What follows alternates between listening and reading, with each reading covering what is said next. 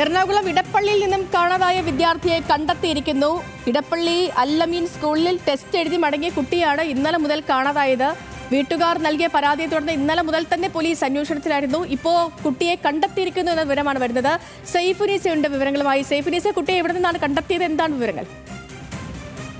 സേതുലക്ഷ്മി, കുട്ടിയെ കണ്ടെത്തിയിരിക്കുന്നു എന്നൊരു ശുഭവാർത്തയാണ് ഇപ്പോൾ നമുക്ക് രാവിലെ പങ്കുവയ്ക്കാനുള്ളത്. മൂവാറ്റുപുഴ തൊടുപുഴ ഭാഗത്തു നിന്ന്, ഇത് കൃത്യമായി ഏതാണ് എക്സാക്ട് ലൊക്കേഷൻ പോലീസ് പറയുന്നില്ല, പക്ഷെ മൂവാറ്റുപുഴ തൊടുപുഴ ഭാഗത്തു നിന്ന് നാട്ടുകാരാണ് കുട്ടിയെ കണ്ടെത്തിയതെന്ന വിവരമാണ് നമുക്ക് ലഭിക്കുന്നത്. ഇന്നലെയാണ് ഈ കുട്ടിയെ കാണാതായത്.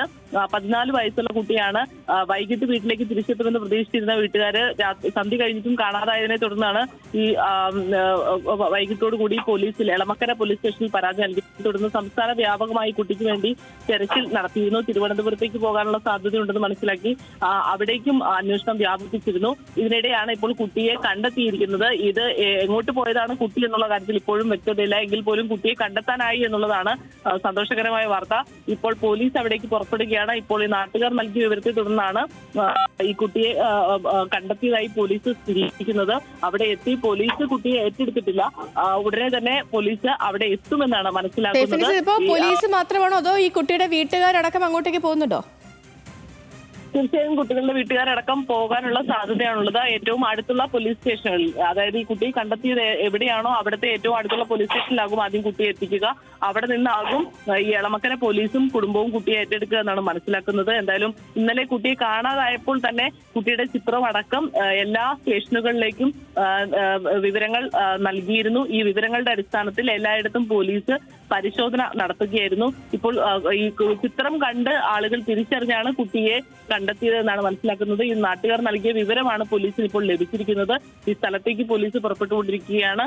ഉടനെ തന്നെ അവിടെ എത്തി പോലീസ് അടുത്തുള്ള ഏതാണ് സ്റ്റേഷൻ, തൊടുപുഴയാണെങ്കിൽ തൊടുപുഴയിൽ, അതല്ലെങ്കിൽ മൂവാറ്റുപുഴയാണെങ്കിൽ മൂവാറ്റുപുഴ പോലീസ് സ്റ്റേഷനിലേക്കാവും കുട്ടിയെ എത്തിക്കുക.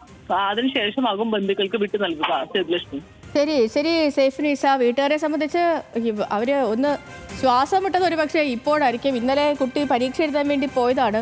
അതിനുശേഷം പിന്നീട് വീട്ടിലേക്ക് മടങ്ങിയെത്തിയില്ല. കുട്ടിയുടെ അച്ഛൻ്റെ വാക്കുകളൊക്കെ അനുസരിച്ച് 2 മണിവരെ കുട്ടിയെ വെയിറ്റ് ചെയ്തു. കാണാത്തത് കൊണ്ടാണ് 3 മണിയോടെ പോയി പോലീസിന് പരാതി നൽകുന്നത്, കുട്ടിയെ കാണാനില്ല എന്ന് പറഞ്ഞിട്ട്. അതിന് ശേഷം പിന്നീട് പോലീസ് വ്യാപകമായി തിരച്ചിലൊക്കെ നടത്തിയിരുന്നു. CCTV കേന്ദ്രീകരിച്ചും ബസ് ജീവനക്കാർ നൽകിയ സംശയത്തെ തുടർന്നുമൊക്കെ ഈ എല്ലായിടത്തും പരിശോധനകളൊക്കെ നടത്തി വരികയായിരുന്നു. ഇപ്പോൾ ഒടുവിൽ ഒരു സന്തോഷ വാർത്ത എത്തിയിരിക്കുന്നു, കുട്ടിയെ കണ്ടെത്തിയിരിക്കുന്നു എന്നുള്ളത്.